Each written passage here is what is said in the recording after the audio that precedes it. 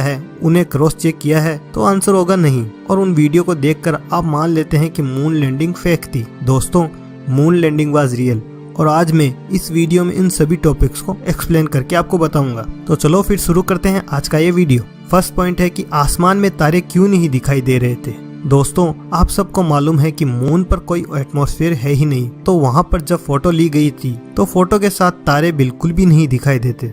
वहाँ खींची गई फोटो में तारों को भी दिखाई देना चाहिए था। तो इस बात को लेकर काफी लोगों का मानना है कि ये फोटो स्टूडियो में क्लिक की गई है और इसे वो फेक मानते हैं, लेकिन ऐसा नहीं है। दोस्तों, मून सरफेस जिसे रिगोलिथ कहते हैं और उसके तरफ आती हुई सारी लाइट्स को वो रिफ्लेक्ट करती है और इसी रिफ्लेक्शन की वजह से तारों को देखना बहुत मुश्किल हो जाता है और एस्ट्रोनॉट्स को फोटोग्राफ लेने के लिए उन्हें हाई एक्सपोजर सेटिंग को भी यूज में लेना पड़ा, जिससे कि बैकग्राउंड लाइट बहुत कम दिखे और एस्ट्रोनॉट की फोटो को एकदम साफ दिखाई दे सके। अपोलो मिशन के दौरान जो पिक्चर ली गई थी वो 1/150th और 1/250th ऑफ सेकेंड के सेटिंग से ली गई थी और इस सेटिंग की वजह से तारे नहीं दिखाई देते। ये बात एनवीडिया कंपनी ने भी एक फुल वीडियो के जरिए बताया है। उन्होंने कहा है कि अगर एक्सपोजर को चेंज किया जाए और सभी स्टार को दिखाया जाए तो ऐसी कंडीशन आ जाती है जिसमें कि फिर लाइट हद से ज्यादा आती है और फोटोग्राफ को नहीं देख पाते। आप भी देख सकते हैं कि क्यों फोटोग्राफ में स्टार नहीं दिखाई दे रहे हैं। अब फिर भी लोग कहेंगे कि सिर्फ नासा ने ही थोड़ी, और भी बहुत सारे देशों ने मून मिशन भेजा है। तो चलो मैं बताता हूँ आपको कि चाइना ने भी अपना एक मून मिशन भेजा था, लेकिन वो विदाउट ह्यूमन था, जिसका नाम था चैंग 3। आप अभी इस वीडियो में देख सकते हैं कि स्पेस क्राफ्ट के कैमरे से भी जो वीडियो दिखाई दे रहा है उसमें भी स्टार नहीं दिखाई दे रहा। तो अब आप समझ गए होंगे कि क्यों फोटो में स्टार नहीं दिखाई दे रहे थे। इस वीडियो का लिंक मैं आपको नीचे डिस्क्रिप्शन में डाल दूंगा, तो आप ये पूरा वीडियो वहां पर जाके आराम से देख सकते हैं। और हाँ, अब ये मत कहना है कि चाइना ने भी किसी स्टूडियो में ये वीडियो बनाया था। यूएसए के काफी म्यूजियम में मून की सतह के टुकड़े आज भी आपको देखने के लिए मिल जाएंगे, जो कि एस्ट्रोनॉट अपने साथ लेके आए थे। दोस्तों, इस फोटो में आप देख सकते हैं कि बज ऑल्ड्रिन सीढ़ियों से नीचे उतर रहे हैं और उनके जस्ट राइट साइड में एक लाइट सी जगमगाती हुई दिखाई दे रही है। तो इस बात को लेकर काफी लोगों का मानना है कि ये फोटोग्राफ एक स्टूडियो में खींची गई थी और भूल से कोई स्पॉट बॉय इस लाइट को वहां पर छोड़ के चला गया था। तो दोस्तों, क्या आपको लगता है कि नासा ऐसी छोटी सी मिस्टेक कर सकता है? क्या वो ये लाइट हटा नहीं सकता? तो चलो मैं बताता हूँ कि ये लाइट का रीजन क्या है। दोस्तों, इस मिशन में क्रू मेंबर ने जो स्पेस सूट पहना था उसको स्काई लैब कंपनी ने बनाया था और जो स्पेस सूट क्रू मेंबर ने पहना था उसका नाम था अपोलो A7L स्पेस सूट। इस सूट की खास बात यह है कि इस सूट में जो मटेरियल लगा है उसे टेफ्लॉन कहते हैं, जो कि बेटा मटेरियल से मिलके बना है और इस सूट की रिफ्लेक्शन कैपेसिटी 90% तक थी। आप इमेजिन कर सकते हैं कि सन कितना ब्राइट होगा और उसकी लाइट जब इस सूट पर पड़ती है तो ये सूट अपनी 90% लाइट को रिफ्लेक्ट कर देता है। जैसा कि कुछ हम किसी कार के शीशे को देखते हैं तो उस पर जो लाइट गिरती है वो हमारी आंखों को कितनी चुभती है और उस जगह हम देख भी नहीं सकते। वही बात इस फोटो में है। इस फोटो में जो लाइट दिखाई दे रही है वो कोई लाइट नहीं बल्कि नील आर्मस्ट्रॉन्ग ही है, जो वहाँ पर खड़े हैं और उनके सूट पर सनलाइट रिफ्लेक्ट हो रही है और ऐसा हमें दिखाई देता है कि वो कोई लाइट पोस्ट है, जबकि ऐसा नहीं है। दोस्तों, इस फोटो को भी काफी लोगों ने फेक बताया था। ऐसा इसलिए लोगों ने बताया कि बज ऑल्ड्रिन के हेलमेट में एक शेडो दिखाई दे रही है और ऐसा लग रहा है कि कोई फोटोग्राफर फोटो ले रहा है, लेकिन ऐसा नहीं है।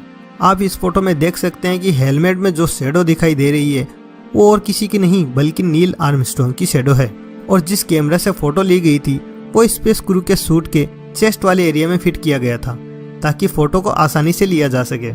लेकिन कुछ लोगों का कहना है कि फोटो की शेडो तो सीधी है बट बज ऑल्ड्रिन की शेडो दूसरी तरफ दिखाई दे रही है।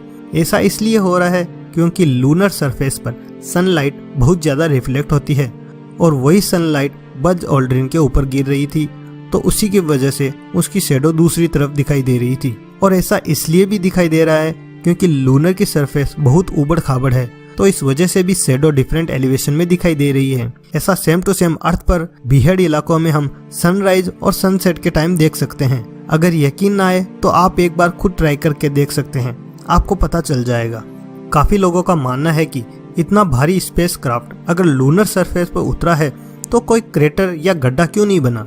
अगर नॉर्मली देखें तो गड्ढा बनना चाहिए था, लेकिन बना नहीं। इसका कारण है कि जब लूनर लैंडर मून पर लैंड करने वाला था तब उन्होंने अपना रॉकेट फायर किया था ताकि वो इस लैंडर को स्लो कर सके। दोस्तों, लूनर लैंडर की थ्रस्ट की कैपेसिटी 10,000 पाउंड्स थी, लेकिन जब उन्होंने ये रॉकेट फायर्ड अप किया तो ये कैपेसिटी सिर्फ 3,000 पाउंड्स ही रह गई थी और मून पर कोई एयर प्रेशर भी नहीं है, तो लैंडर स्ट्रेट अपनी जगह पर जाके उतरा। अगर हम कैलकुलेट करें तो लैंडर का प्रेशर 1.5 पाउंड पर स्क्वायर इंच रहा और इतने प्रेशर से क्रेटर को बनना पॉसिबल ही नहीं है। ऐसा उनको इसलिए भी करना पड़ा क्योंकि अगर वो 10,000 पाउंड्स के थ्रस्ट के हिसाब से लैंड करते तो इससे काफी डस्ट उड़ती और उससे स्पेसक्राफ्ट को काफी नुकसान पहुंच सकता था, क्योंकि सेफ्टी भी जरूरी थी। तो दोस्तों, इसी रीजन की वजह से लूनर सरफेस पर कोई क्रेटर नहीं बना।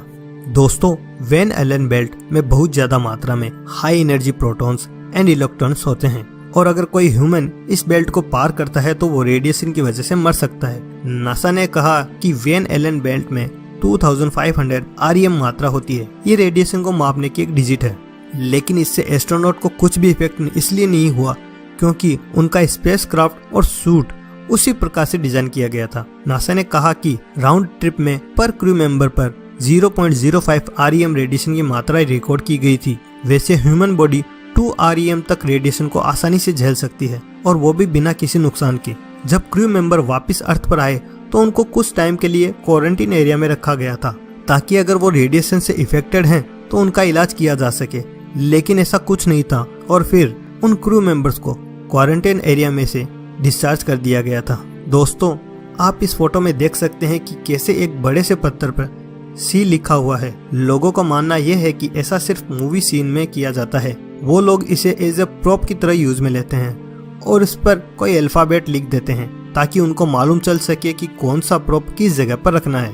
लोगों का मानना है कि शायद ये भी एक प्रोप की तरह ही यूज में लिया गया था और शायद नासा इसे हटाना भूल गया था और ये सी रॉक कैमरे में कैद हो गया था। तो दोस्तों, क्या आपको लगता है ये रियल है? तो चलो मैं बताता हूँ आपको इसकी हकीकत। दोस्तों, इस फोटो जिसका नासा ने फाइल नेम AS16-107-17446 रखा था, उसमें आप क्लियरली देख सकते हैं कि वहां पर कोई भी सी लिखा हुआ नहीं है। इस फोटो का लिंक मैं आपको नीचे डिस्क्रिप्शन में डाल दूंगा, जहां पर आप इस इमेज को आसानी से देख सकते हैं। नासा ने एक फोटो जो जस्ट इसके पहले खींची थी उसका नाम रखा गया था AS16-107-17445। इस फोटो में भी आप देख सकते हैं कि उस स्टोन पर कोई सी लिखा हुआ नहीं है, लेकिन जब इस फोटो को स्पेस जर्नल ने अपनी मैगजीन जिसका नाम था Aviation Week and Space Technology, उसमें जब पब्लिश किया गया तो उस टाइम वो सी लेटर दिखाई दिया, वो भी बहुत लाइट, जिसको फुल जूम करने पर ही देखा जा सकता है। लेकिन YouTube वीडियो पर जो दिखाई दे रहा है वो बहुत ही क्लियर है। दोस्तों, ऐसा इसलिए दिखाई दिया क्योंकि मैगजीन प्रिंटिंग के दौरान कॉपी करते वक्त लेंस पर कोई बाल या किसी धागे का टुकड़ा आ जाने की वजह से सी दिखाई दिया। और वैसे ये फोटो अपोलो 16 मिशन की टाइम की है। और क्या कभी आपने सोचा है कि सिर्फ सी ही क्यों दिखाई दे रहा है, बाकी अल्फाबेट क्यों दिखाई नहीं दे रहे? आप चाहो तो नासा के अपोलो मिशन की इमेज लाइब्रेरी में भी देख सकते हैं। मैं लिंक नीचे डिस्क्रिप्शन में आपको डाल दूंगा। तो दोस्तों, ये sea rock conspiracy is just a mistake of lens, not from human.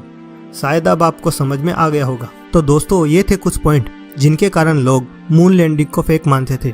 इसके अलावा कुछ पॉइंट और भी हैं, जैसे अपोलो मिशन के क्रू मेंबर्स को किसी तार से बांधा गया था और वीडियो रिकॉर्ड की गई थी। मून लैंडिंग साइट की फोटो फेक है। मून पर कोई एटमॉस्फेयर नहीं है तो फिर फ्लैग हवा में क्यों लहरा रहा था? मून मिशन पर खींचे गए फोटोग्राफ में जो प्लस का साइन जिसे हम क्रॉस हेयर कहते हैं वो काफी जगह पर सही नहीं आ रहा था, या ये कहें कि उस प्लस पॉइंट के साथ छेड़छाड़ की गई थी। और मून मिशन पर सिर्फ नासा ही थोड़ी गया था, बल्कि इंडिया, चाइना और एशिया का भी प्रोब गया था। तो उन्होंने कुछ क्यों नहीं कहा?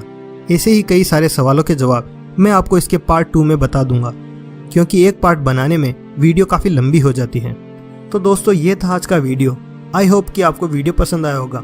अगर हाँ, तो इस वीडियो को लाइक करें। एम रखते हैं 5555 लाइक्स के लिए। इस वीडियो को आप अपने फ्रेंड्स और फैमिलीज के साथ जरूर शेयर करें।